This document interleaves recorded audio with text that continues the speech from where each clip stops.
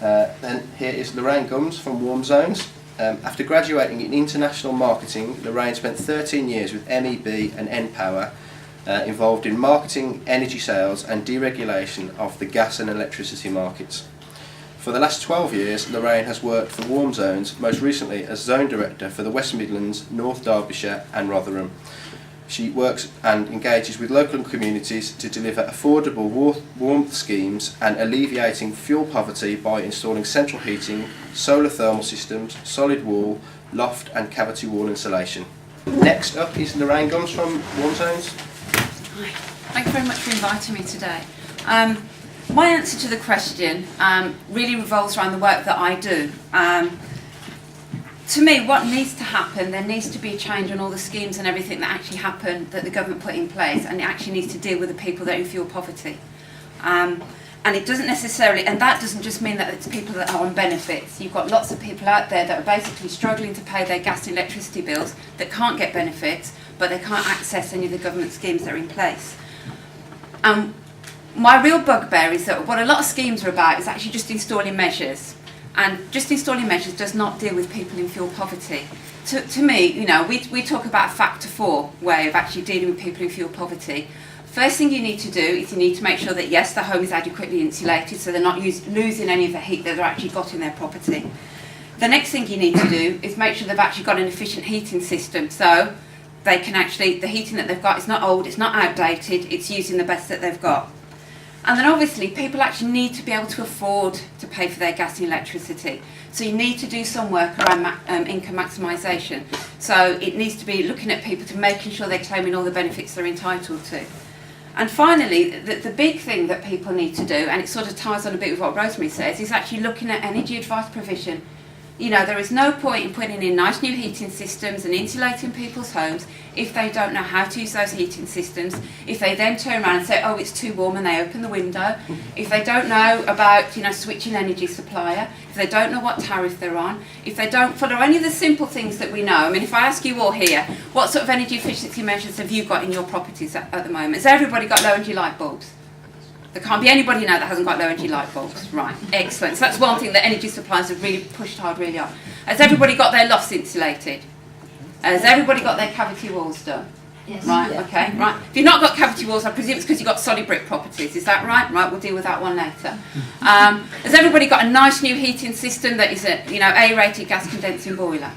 There's lots of people out there that haven't got it and they can't afford to do this work, and then the government puts a scheme together called Green Deal. I'm not really going to go harp on about Green Deal, but one of the issues is it doesn't really deal with the fuel poor, and it doesn't deal with actually, if you know, it will put a measure in but it won't actually tell you, put any funding into how to make sure that you actually know how to use it properly and you can actually spend, you know what you're doing. The other thing is all the schemes are run by the energy suppliers. Now, you know, my history is that, yeah, I used to work for MEB and Power. And when I first worked in the industry, I used to work in energy sales, and years ago they started a scheme called the Standards of Performance, which was money and energy efficiency. The beauty of that scheme was that if the energy companies collected £1 million to spend on energy efficiency schemes, they had to spend £1 million. The problem now is that energy efficiency is a big arm, it's a profit-making arm of the energy companies. When I first started in energy efficiency, there was about 4 or 5 of us in a team. I don't know how many people they've got in teams now. But basically what they do is, it's a bottom line profit to them now. If their target is set and they've got to save so many tonnes of carbon, the cheaper they can do it, the more profit that they make. So they're looking for easy ways to do that, and we're all fighting to help the same people. And then what do? When we talk about energy prices going up, they then say it's because we've got all these targets to hit. So the energy prices go up, and then what happens? It puts also all those people back into fuel poverty again. And you know, that is a real concern, because you can insulate a home as much as you can put the heating in, but as soon as those energy prices go up, that home again is in fuel poverty.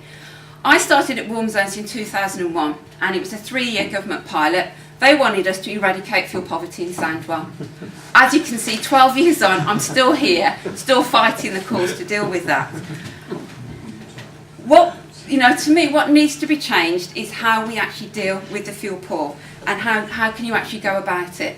Now, one of the projects that I actually run at the moment is a project in Birmingham called Stay Warm, Stay Well. and it's some funding that we've got from the Department of Health, because as Rosemary said, fuel poverty covers a whole raft of issues. You know, if you're in a cold, damp home, it's going to have an effect on your health, on your mental well-being, on children's education. If everybody's trying to do their, their homework in one room, it has a wide impact on that. So Department of Health, last year and this year, have given some money to do some work. So what we actually do in Birmingham is we do a campaign called Stay Warm, Stay Well, where we actually go out and we do home energy advice visits into people's homes. So we can go into that person's home and we can see that they're using their heating properly. We can give them the advice on their tariff. We can help them switch supplier. We can see what we can do to actually make sure that that home is adequately insulated. And because obviously Birmingham has now got Birmingham Energy Savers, what we can then do is then link these people back to the Birmingham Energy Savers scheme to see if they can have help. The problem that we have, again, with the scheme, though, is it doesn't necessarily help those in fuel poverty. If you are on benefits, then yes, you may be able to get some work done free of charge, or if you live in a certain area, you'll get some work free of charge. But if you don't, then your only option now is Green Deal. Now, I deal with people in fuel poverty and I get phone calls day in, day out, people wanting work to be done. Their boiler's broken down, they've got no savings, they've got nothing to do. How are they going to fund it? The only way they're going to fund it now is Green Deal. But as with other schemes, it's not an emergency service. These people are going, for weeks, for months without central heating. Something needs to be done to try and get everybody to work together to get some more funding and work in partnership. We always work on a community basis base. So we will always go into an area, literally street by street, we will door knock every house in that road, in that area, to see if they need any energy efficiency measures. And then as a result of that, we will try and tap into different schemes to get that work done for them. It's worked really well. I've been doing it for 10 years and it's something that we will continue to do. But the problem is there is not enough funding out there to help those that really are in fuel poverty. So my big thing is there needs to be more money for those in fuel poverty. Thank you.